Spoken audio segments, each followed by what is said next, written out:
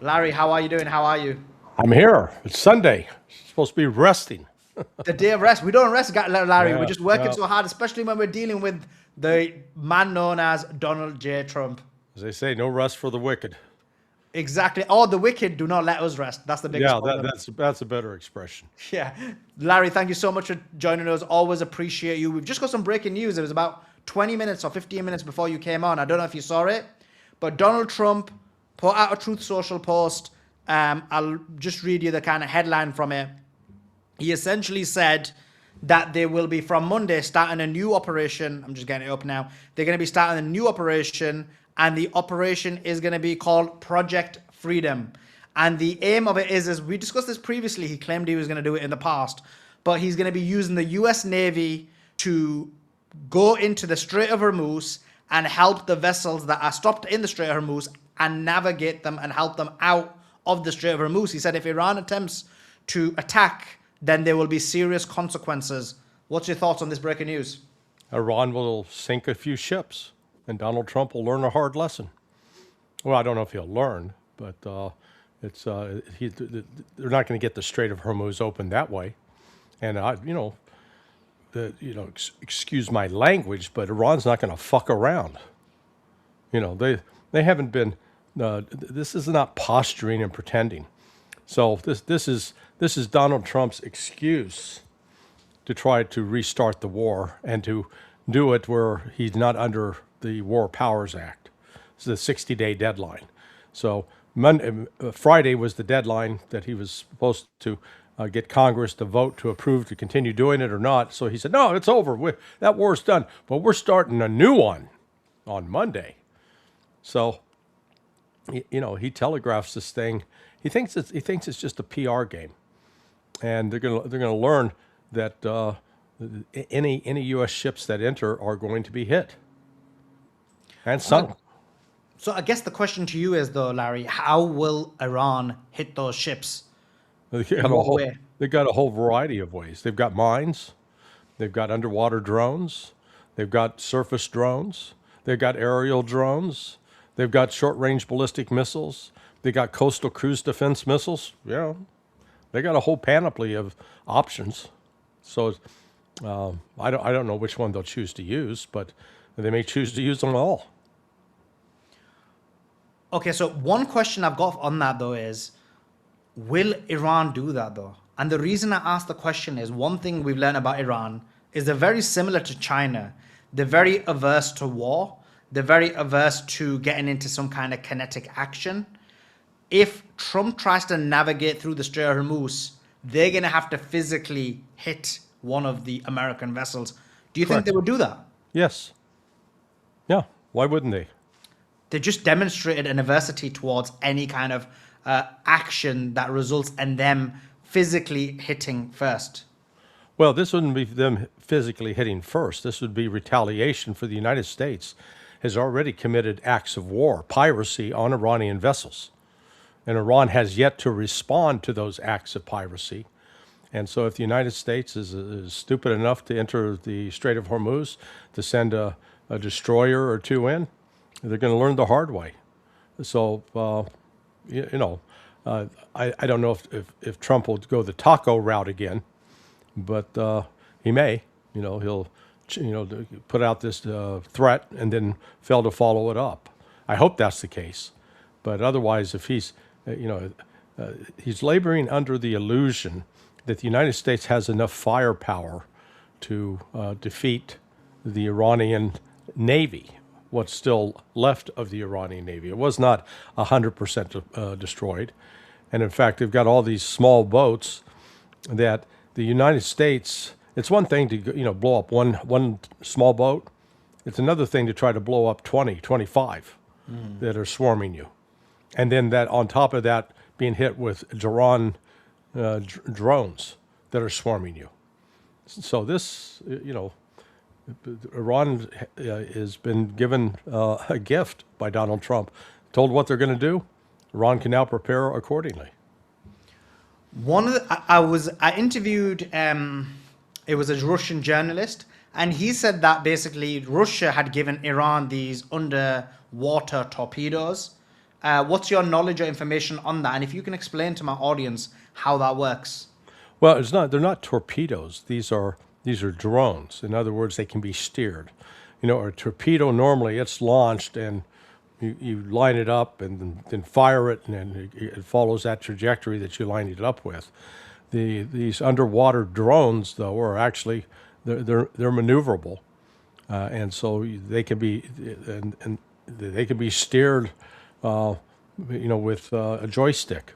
This is all the kids your age that grew up playing video games. Who know you got job security now? That's the millennials. Yeah, Gary. That's the millennials. We worked hard. We're Gen X. But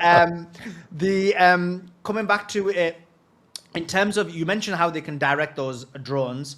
I mean, from Iran's perspective, how do they navigate the situation? Like, from your understanding of America, in terms of the fleet they've got, how do you think they get? I know you think it's not going to work, but how do you think he will attempt to do this?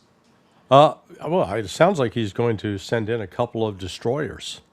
Um, you know, I think it'd be interesting to see what the admiral who's in charge. They call it the Combined Forces Maritime Component Commander.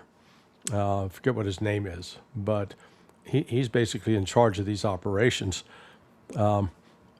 If he's smart, he'll refuse to follow the order, because if they put any U.S. ships into Iranian territorial waters, because that's what it is. That whole Strait of Hormuz, I think, is like 23 miles wide. 21. So that means 12 miles out for Iran and 12 miles out for Oman. The combined, that whole waterway right there is under the joint control of Iran and Oman. So if the United States dares to enter Iranian territorial waters, it's not international waters, territorial waters. Again, that's an act of war, and once again, Iran has a right to defend itself. They carry. So the ship carries some Tomahawk missiles, the U.S. destroyer. But they only got a limited number, and there's a lot more targets than there are Tomahawks, and so Iran will, I'm certain Iran will retaliate, and we may be looking at some serious loss of life on the part of U.S. sailors. In the region, there is the three USS carriers, possibly four. I think you mentioned to me that there's a fourth. Well, there were four temporarily, and then it turned out it looks like the Dwight Eisenhower was replacing the Gerald Ford, and the Gerald Ford is now headed back. I think it's in the Mediterranean, headed back to Norfolk, Virginia. Oh, So is that confirmed now? Yeah, so they're now down to three. Okay, so they've got three USS aircraft carriers in the region. I believe they're not too far away from the Strait of Hormuz. They're about 200 miles away. Yeah, and previously the Abraham Lincoln was like 1,000 kilometers away, 1,100. Well, varying reports, but they have to be at least 200 miles off the coast of Iran. I do think the Lincoln went as 700 miles away. It suffered some damage. There's been the report of a fire on board of one of the destroyers.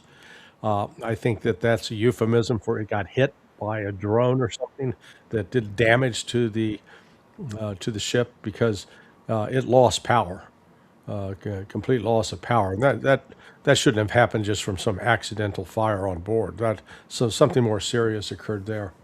But if you understand that with each carrier strike group, each aircraft carrier will be attended by about 3 to 4 destroyers, and then those destroyers provide the air defense for that ship. If they divert those destroyers into I'll call it an offensive mission of sailing into the Strait of Hormuz, you are then stripping away air defense for that ship. It doesn't have it. And then the problem is, if these destroyers get into, they start shooting off their missiles, the Tomahawks, for example, well, then they're going to have to go away to another port, probably Diego Garcia, in order to Are you hearing somebody talking? No. Yeah. I Guys, can you hear anything? yeah. Yeah. Strange. I th- yeah, I'm hearing the voice. Well, anyway, they'd have to probably go to Diego Garcia and to refit, to resupply, because they can't do it at sea. Because these missiles, they're called vertical launch systems. The missiles stand up and like a silo on deck. It's built into the deck, so you have to have a crane bring it and drop it in. Can you still hear that noise? Because Yeah, I've just checked and it isn't us. yeah. I'm. 1 second, let me just. It sounds like Dimitri's still on. Okay, let me. How do I? Let me just remove it. Okay, what about now? There, it's gone. Okay, I think it's you could hear it because of the background, but none of us could. Okay. Okay. Yeah, you're right. He was still on. I love chatting. I've chatted with Dimitri a couple of times before. Yeah, he's a nice guy. He's a Yeah, nice guy. yeah. Coming back to it in terms of the destroyers. So the destroyers, if they leave the carrier, you're saying now you leave the carrier open to possibly being hit. Oh, yeah. It has no defense. Those carriers are its defense, its screen around it. And that's why this whole notion that we got this ironclad blockade around Iran. Oh, give me a break. It's nonsense. We don't have enough ships to do that. The concept of a blockade would actually be to go to like the port of Bandar Abbas and then set up a series of ships that are within eyesight of each other and then can also see to the port. You'd be that close in. But we can't do that anymore because Iran's got too many weapons that would defeat our ships. So we have to keep them away. And then if we do happen to, we boarded one ship. You haven't heard a lot of reports about us boarding and taking on other ships, have you, in the last No. 3 weeks? Yeah, gee, why is that? Well, that's because if you capture a ship, then you got to put what's called a prize crew on board. It's your own crew that's going to run that ship, sail it to wherever you want it to go, and you got to have a ship that accompanies, a U.S. Navy ship that accompanies it. Well, so far, over the course of the last 3 weeks since the blockade, so-called blockade started, Iran has had more than about 150 ships that have come out of the Strait of Hormuz and headed off for Asia. Well, the United States doesn't have 150 ships. I mean, if we were going to stop each and every one of those, we'd have to have 150 ships. We don't have that. We don't even have 20. Okay, right now they've got like 11. So you're going to stop maybe 8% of the ships. Yeah. All that's going to do is just irritate the Iranians. Yeah, I wrote a Substack on this. There's about 200 to 250 vessels that have gone through. Yeah. The Americans have commandeered maybe 3 or 4 of them. They claim they sent back and they gave the names of about 8 more. That's just nowhere near the number that they're claiming, and it's just completely open. Iranian vessels are going through, Iranian sanctioned vessels are going through, Russian vessels, Chinese vessels, even American allied vessels are going through. So there is no block. This is just a facade, right? Yeah, exactly. It's just a complete charade, and so it is another example of Trump, lying to the American public. Now he may really genuinely believe, oh man, we were really putting a hurt on Iran. Then, you see, Iran is not restricted to maritime support. We've got Pakistan, which opened up 6 routes. Transportation routes going from Pakistan into Iran. Lord knows how many out of Turkmenistan. I'm sure there's some in Turkmenistan. Yeah. And I'm sure that some are coming across the Caspian from Russia. Yeah. So, Iran is not blockaded to a significant point that is going to, cause the economy to implode, as U.S. Treasury Secretary Scott Bessent believes, wrongly. I mean, the guy, I find it astonishing that he indulges in these kinds of bizarre fantasies and delusions. Yeah, and just to add to what you're saying, Pakistan's actually allowed Iran. The report came out an hour ago, a couple of hours before this show. They allowed them to use their ports as well. So now Iran can use Pakistani ports. Yeah, so For their that's Karachi principally, I think, isn't it? Yeah, I believe so. And then the other thing to add to what you're saying, I was looking into this, and actually, Iran's made $5 billion since the closure of the Strait. So, I mean, if Iran's been harmed, they're making a lot of money from this harm. And I would take it that that's more money. They probably made more money in the last 2 months than they did last year. Yeah, I believe the GDP is only like, is it 30? It's varied from about 30 to $50 billion. So it's like, yeah, it's a huge amount. Yeah, so they're, I don't want to minimize that the damage that they've suffered from the war. It's more on the human front, but the notion that the United States is so easily going to crush Iran, and Trump continues to spin this lie that Iran's been a real problem. It's been an adversary for all of its neighbors for the last 46 years. It's been fighting and meddling in their internal affairs. Just absolutely not true. But as we sound with Trump, truth. He is unacquainted with a thing called truth. It has trouble coming out of his mouth. He is indeed allergic to truth, let's put it that way. But coming back to what you mentioned about the destroyers. So with the destroyers, you mentioned they have Tomahawk missiles. Just for the audience, like how much Tomahawk missiles does each destroyer have, and how many are there within the region? Because there was a report by, I believe it was CNN, which said that I think the U.S. has used up almost 50% of their Tomahawks within the region. What's your information on that? Yeah, I think that the number of what's been used up is probably much higher. I mean, I know that that's what they're reporting. Yeah. But I guarantee it. They reported, for example, that the Patriot missile battery that they've used up 50% of the PAC-3s. Well, that's sorry. They've used up close to 90%, 95%. I can take you through the math on that if you're ever interested.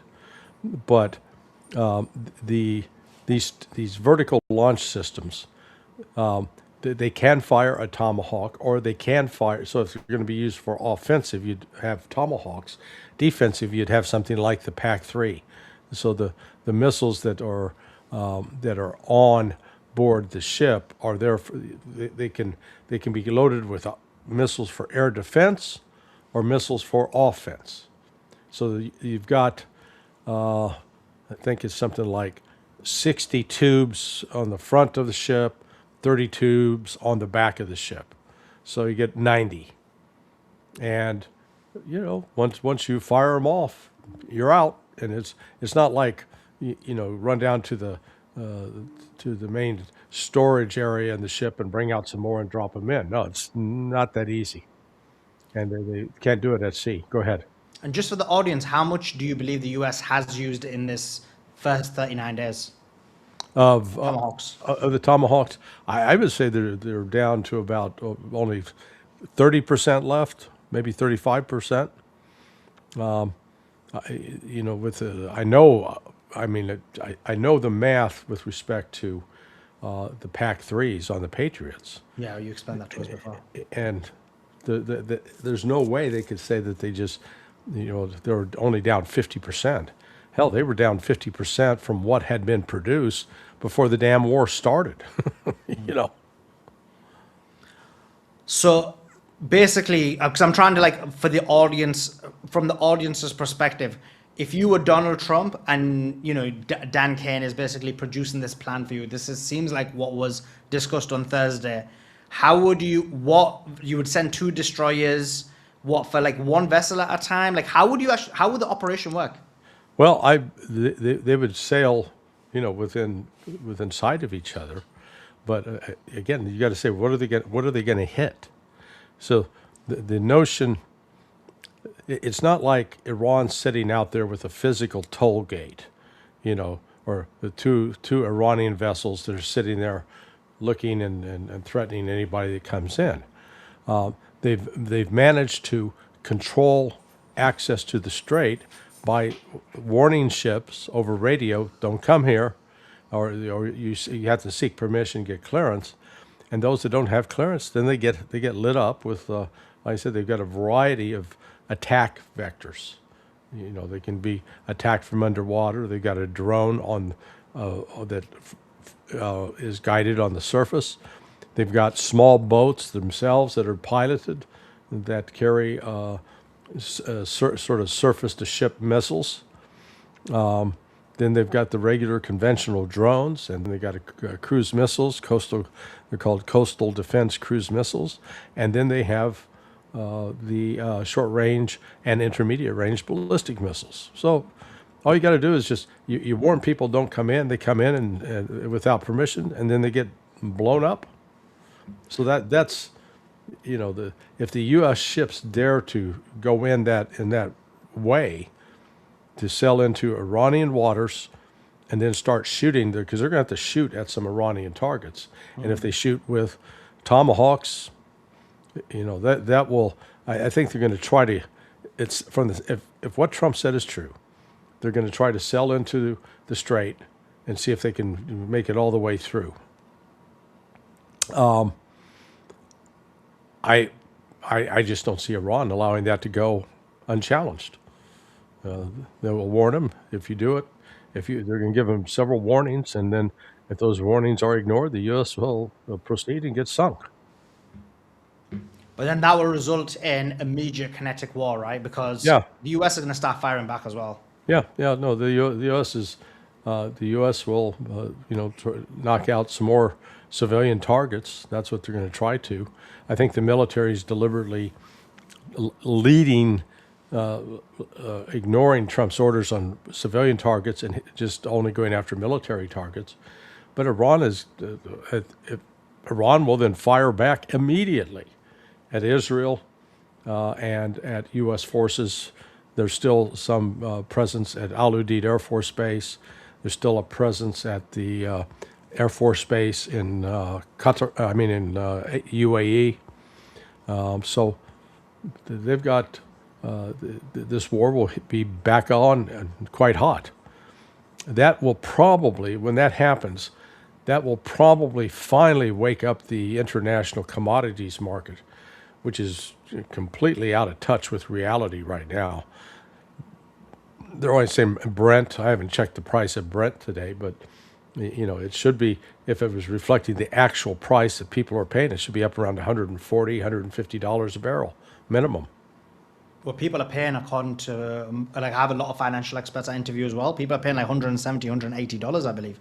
Yeah. And with this announcement, I believe the futures is opening in 36 minutes, and we're going to have some financial guys on then, and I believe the numbers are going to fly based on this decision. So completely. Yeah, see, like right now, the Brent crude is at 108. But it's closed, right? Pardon? The futures is closed, so it's going to open at 6 p.m. Eastern. Yeah. So, and then the West Texas Intermediate is 101. I mean, those numbers are not even in touch with reality, not at all. I mean, it's this is market manipulation at its worst. So, but we're starting to see here now in the States, the initially in the first 2 weeks of the war, the price of oil shot up. It went from like where I live on the 27th, day before the war started, it was $2.54 for a gallon of gas. Then within 2 weeks, 2 to 3 weeks, that it climbed up to $3.57. And then it fell back down like to 320.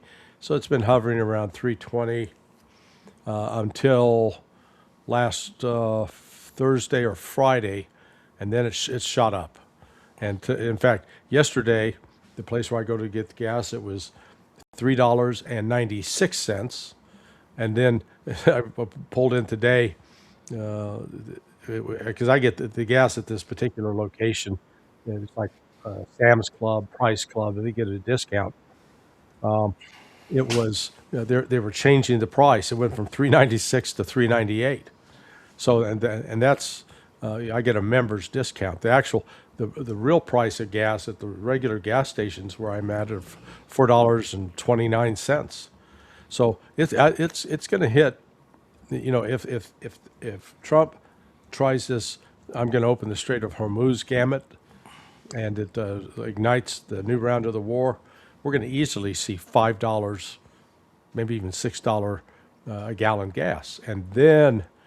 As my wife said, she went to fill up today. She said there's a lot of grumbling around the pumps, and we're in an area that was heavily pro-Trump. So you can only imagine it's much worse in the internal part of the United States, in Michigan, Iowa, Missouri, Illinois. Prices there are just much higher than they are here. Are they blaming Trump? Because I Yes. get a mixture. I guess some people blaming Trump, and I have some people blaming Iran. How is it in your area? They're blaming Trump. Well, the majority are. So for the first time, the Democrats and independents, they were blaming Trump overwhelming, like 70-80%. And now it was 55% of the Republicans are blaming Trump. So, he's shot himself in the foot. And, if he thinks he's going to get out of this with touching off a new round of fighting, he's in for a very rude awakening. I got another question for you before we go on to the peace plan. In terms of this kinetic aspect of what you're saying, I just want you to kind of highlight to the audience or even clarify if what you're saying happens, as in what you're proposing, if Trump does follow through. You have American destroyers go into the Strait of Hormuz. You have the Iranians hit those vessels with drones or with various other mechanism that they can do so. Then the Americans start firing back. Would they be able to fire back straight away, or would they wait? And the reason I ask the question is because there's going to be so many American assets so close to Iran. Yeah. You're going to have the aircraft carriers that are so close. You're going to have all the destroyers that are so close. How much of a risk is that? Do you think they'd fire back straight away, or would they retreat and then fire? Like, that's crazy. From a normie perspective, it makes like no sense. Well, they're going to, they'll try to have some air support come in as well. But they're predicated on an assumption, which is, in my view, a false assumption, that Iran has fixed firing positions that are above ground and exposed. And the reality is Iran's firing positions are not widely exposed. They are protected. Some are in caves that are, very difficult to hit with a bomb, even a cruise missile. You might be able to get it with a drone, but the U.S. doesn't have drones with that capability in that area right now. There's where Iran has a clear advantage on both maritime drones, both underwater, above water, and then the aerial drones. So, they're going to have to, I don't know what the military planners would do. I don't know if they're inclined to just send one ship to say, okay, let's not risk more than one. Let's not risk two or three. Let's take just risk with one.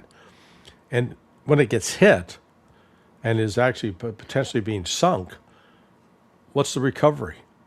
Who rescues them? So at that point, it would be the Iranian Navy would go out to rescue and take prisoner American sailors. And then Trump's got a real big problem, huge problem. And because now they got hostages. And you're not going to risk getting your hostages killed by stepping up military attacks on the areas where they're being held. So, I know that Trump said he's gonna make the run. I'm hoping that's just more of his bombast. He's notorious for that. But if he goes through with it, it has a likely chance of being catastrophic. He's saying he's going to do it tomorrow. But Larry, another question for you is, how many sailors are there in a destroyer? I don't know offhand. I could check real quick. The size of, hang on for a second. Let me double check. Size. I was going to say I'd say around 250 guys is my guess, guys and gals. But let's see what the Andrew, you could put it in the chat. I've got a naval expert. yeah 300 to 360. So Yeah, that's what he agrees. Yeah.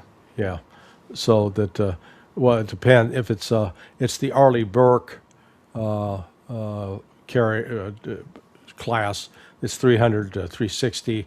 If it's they got newer ones that are called the Zumwalt class. They're smaller. They go for about it says 140 to 160. So I guess it depends on whether it's an Arleigh Burke or a Zumwalt. Interesting. So that will be a lot of Americans whose lives will be risked. Yeah. Yeah. And then I guess another question. Remember, Trump said that he was going to do this. I believe it was a month or two ago. And then at that time, I had you on, and you said, "This is crazy. There's no way he's going to do it." Everything you're saying now, you said it then as well. You said all of these are going to be the risks, and it's just not going to happen. And he ended up not doing it. So from Trump's perspective, I know you're going to say, I know what your answer is going to be. You're going to say he's crazy, he's dumb, he's foolish. Well, but I no, guess go my ahead. question to you is, what changed? What changed from then to now? Well, he's looking. He recognizes he's in trouble, and he's looking for an exit strategy.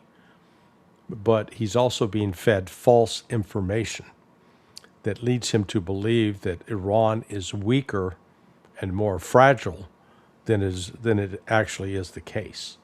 You've heard Scott Bessent say, "Oh, we blockade Iran, and their oil wells are going to seize up because they will have filled up all their storage tanks, and they won't have anywhere else to put their oil, and those oil wells will collapse, literally physically collapse in on themselves." Well, that hasn't happened. It was supposed to happen like 3 days ago, but Bessent had convinced Trump that that was the case. Also convinced Trump, all we got to do is put this blockade on and then apply some sanctions on countries that don't cooperate with us on the blockade, and then Iran's going to collapse. Again, they believe it, but it is simply divorced from reality. And you try to tell them that they don't know what they're talking about, they won't hear of it. And that's part of the problem. They will not allow dissenting voices to be introduced that'll say, "No, listen, you guys are thinking about this the wrong way." Another example was that they were spreading this nonsense that they didn't know who was in charge, that there were great divisions between the hardliners of the IRGC and the soft ones like Arachi, the foreign minister. Bunch of dummies didn't realize Arachi was part of the IRGC. He fought with the IRGC during the war with Iraq. So he's not anti-IRGC at all. In fact, it would not surprise me that the head of the IRGC and Arachi are friends or knew each other while in the military when both were active. So this is just another example of the United States in its ignorance of these countries, just going with the wrong information, and they've now convinced themselves that all they got to do is this little more economic pressure, a little more military pressure, and Iran's going to collapse. The crowd's going to rise up and throw out the mullahs. It's pure crap. That's all it is.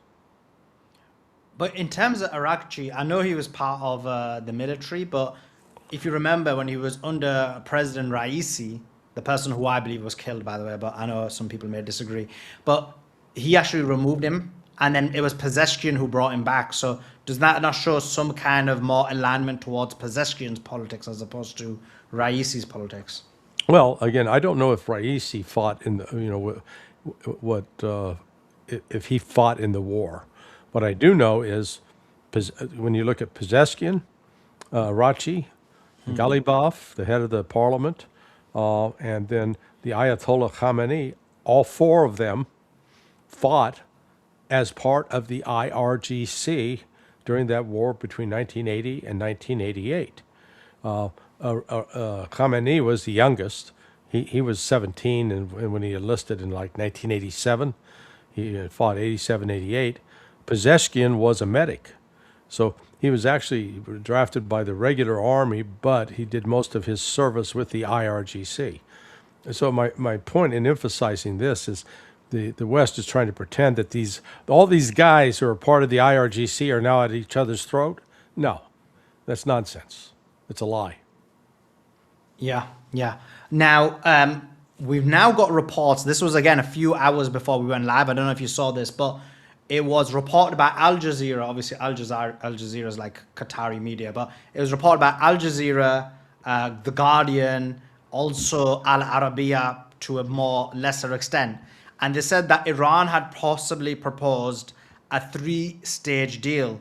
The first stage would be the opening of the strait, the removal of the blockade, and various other things. I've got a lot of questions for you on that, but what's your overarching thought on that proposal? Yeah, it's dead in the water. Trump's not going to accept it. Why? Because it would require them to accept Iranian control over the Strait of Hormuz. U.S. is not going to concede that. U.S. also is going to insist that the nuclear enrichment program has to be part of the deal, and Iran's not going to accept that. They're done with that. They've said, look, we are a sovereign country. We have a right under international law to enrich uranium.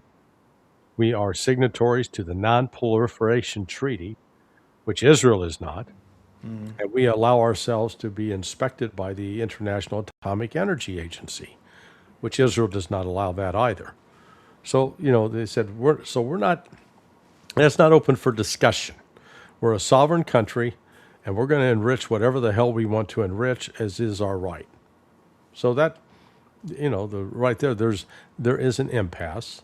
They can continue to insist that the sanctions be lifted immediately and the frozen assets be unfrozen.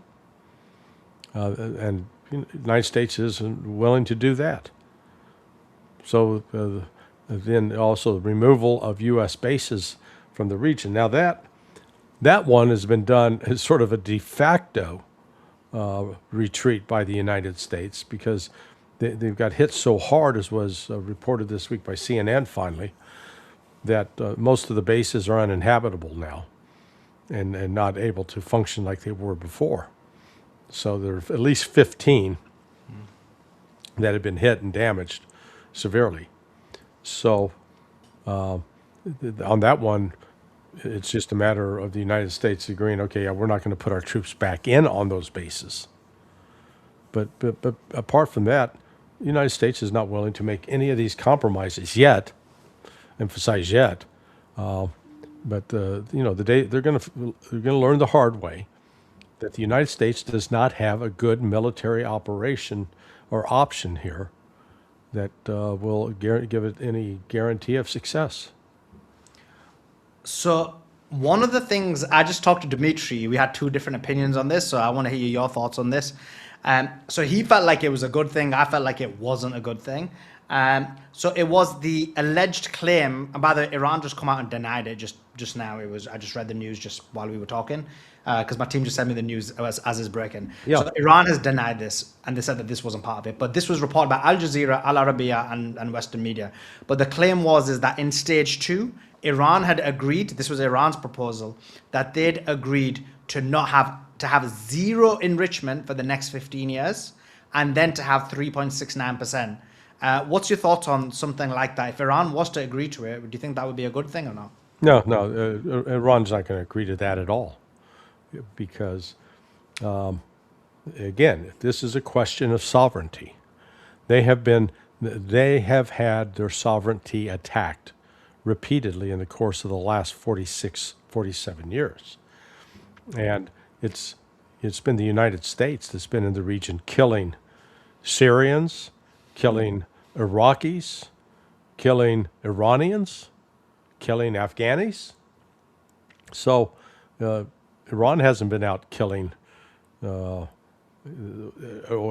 take that back. Iran was in Syria killing some Syrian insurgents that were Sunnis, yes.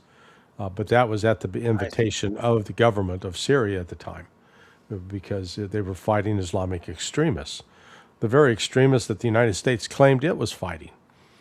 But you know, so Iran in this, they're going to maintain their freedom and sovereignty as a country, and they're going to enrich whatever they want, because they use up to 20% enrichment is specific for medical research and medical isotopes. Yeah. So I don't see them surrendering that at all.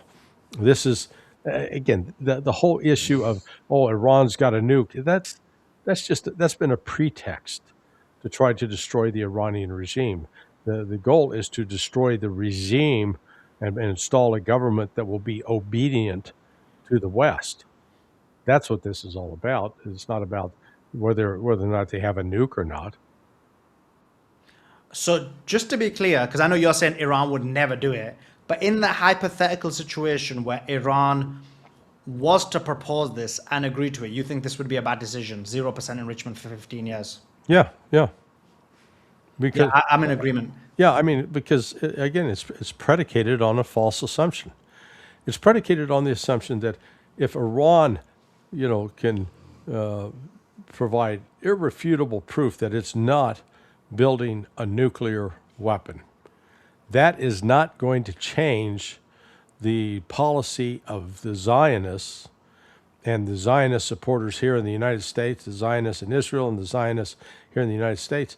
It's not going to change their attitude one bit towards Iran, because Iran's going to continue to support Hezbollah and Hamas in their quest to establish their right to inhabit lands that Israel has now claimed belong exclusively to Israel.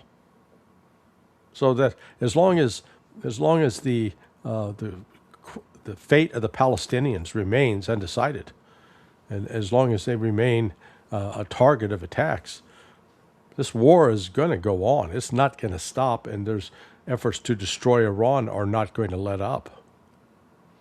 Now, one of the things I've been seeing is the UAE before this was very negative towards Iran, but I did see one of the well-known Emirati female influencers whose name slips my mind. I think her name is Rani or something.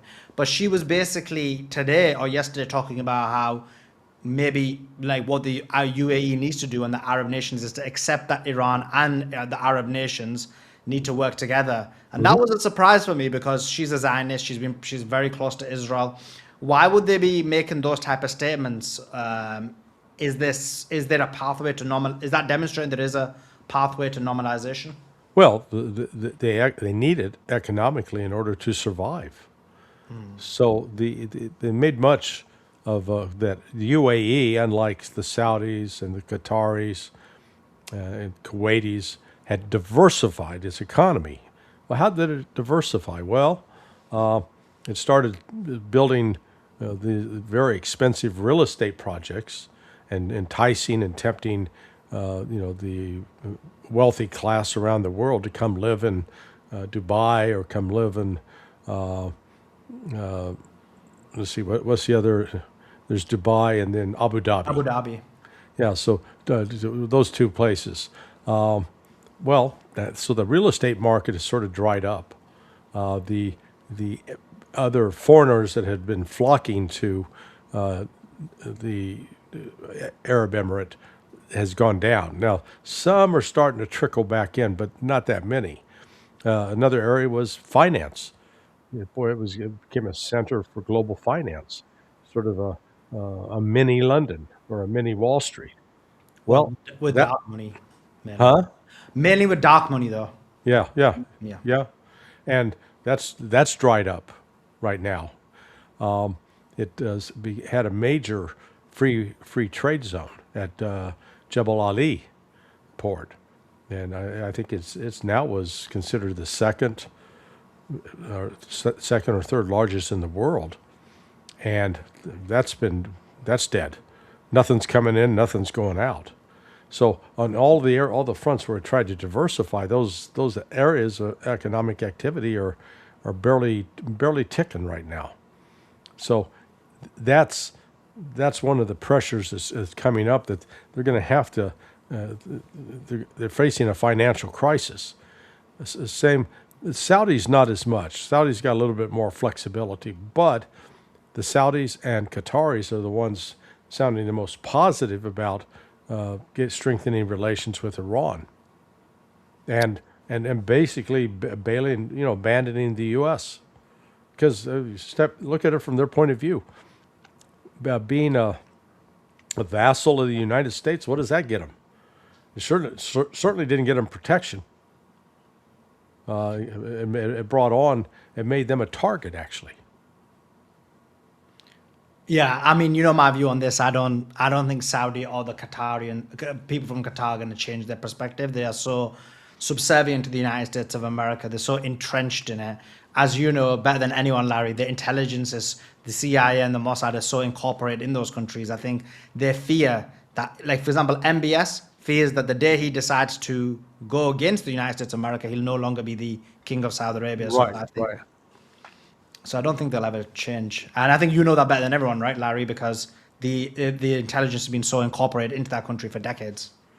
Yeah, I mean, it's, go back to when Khobar Towers was blown up in 1995, I believe it was. Yeah. A good one of my good friends from the agency.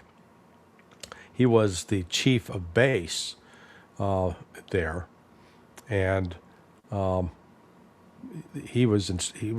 John Brennan was the chief of station in Riyadh, and Brennan sent out instructions that the CIA was not to do any kind of recruitment or collection of intelligence on basically Saudi support for the crews like Bin Laden. Think about that. So because he knew Saudis were supporting it, and so they didn't want any reporting that would draw attention to that.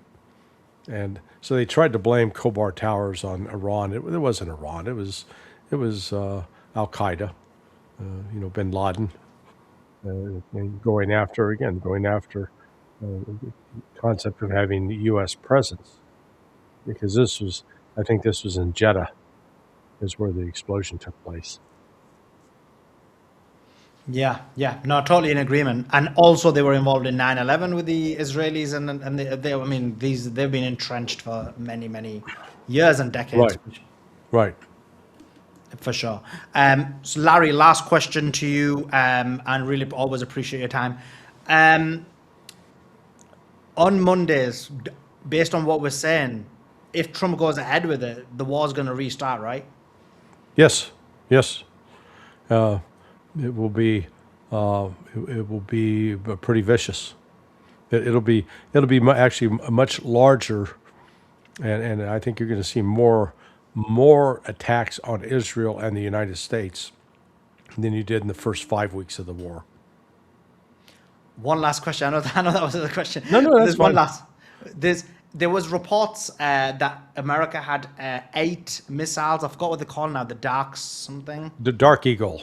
Dark Eagle missile. Can you tell us a little bit about that? The hypersonic. Well, Yeah. they're not even sure that it works. Okay, so What? yeah. No, go read their. They've done some field trials and they've been iffy.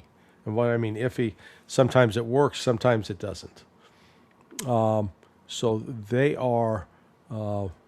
They're looking at trying to deploy this hypersonic missile. And a hypersonic missile simply is, it travels at a speed greater than Mach 5, and it's maneuverable. Now, the Iranians have developed hypersonic missiles. As have the Russians. The Russians have at least 5 or 6 varieties of hypersonics, as do the Chinese. So this Dark Eagle, though, reportedly it costs like $41 million a piece, whereas the Kinshal, which is a hypersonic cruise missile that Russia has, it costs $6 million. So it's big, huge cost difference for the United States, and again, it's not even sure that it works. So. But is it like that hypersonic missile? Is it better than the Iranian, Russian, Chinese version? No, no, no. It's not. I'd argue it's not even as good because Wow. it's not even sure it can hit the target. So they'll try to test it. Maybe we'll see. But again, it's so damn expensive. It's so expensive. It makes it almost impossible to use it. I believe it's like 40 million or 44 million to produce one, right? Yeah, yeah. 41. The number I heard was 41, but Okay. it could be as high as 44. But why? So that's the reason they produce so less is because of the cost prohibition. Well, they've this thing has been. I'm acquainted. I'm an acquaintance of one of the project managers on this, and he was predicting 3 years ago, oh, it's going to be out next month, and next month that kept coming and going, and they didn't have it. So it's just been 3 years since he promised they'd have it, and now it looks like they might have it. We'll see. But the United States is really operating, playing catch up. We are years behind Russia and even Iran on some of these technologies. Yeah, that's shocking, and that's something we've discussed in length. Larry, thank you so much for taking your time out to join us. We always appreciate coming on. People need to read your Substack. I was reading it the other day. Sonar21.com. Go to it, read it, learn from it. Sonar21. And I know you don't use your X as much, but I have been tweeting out and telling people to follow your Yeah, X. listen, I appreciate that, man. That's helpful. Yeah. You're helping an old man catch up with modern technology. No, we need you on X. We need you on X because you are a smart individual. You know what you're talking about. And so we needed to post more on there, Larry, so people can get to know you. But yeah, I'm definitely getting people on. I've got like quite a large following on X. And even now we've got 15,000 people listening live on X. So definitely we'll get people to follow you. We don't want you to grow on there for sure. Great. I appreciate it, man. Thanks so much. Appreciate you as always, Larry. Thank you so much for coming on. Yep. We'll talk to you soon. Definitely. Bye-bye. Appreciate it. Guys, that was Larry Johnson. What a legend. We love Larry Johnson, one of our favorite people. Really love it. So knowledgeable. Like, I could talk to him. He's another one I could talk to for hours. Like, sometimes I'll be honest with you, when I do an interview, I get a bit bored, but with Larry, I never get bored. Like, I'm on it, I'm listening. The only time I'm looking down is if I'm tweeting, like, promoting. But guys, like this video, comment on this video, let me know your thoughts. Larry thinks war's starting on Monday. War is beginning on Monday. This is a suicide mission. American vessels are going to be taken out. This is crazy. Let me know your thoughts. Like, comment, and every single person who's listening right now and on this video later, subscribe to this channel. Subscribe. Follow. Put notifications on.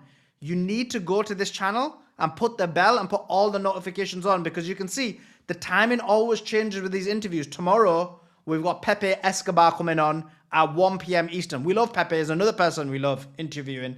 So 1 p.m. Eastern, we've got Pepe Escobar coming on. Watch out for that. That is going to be awesome. Appreciate all you guys.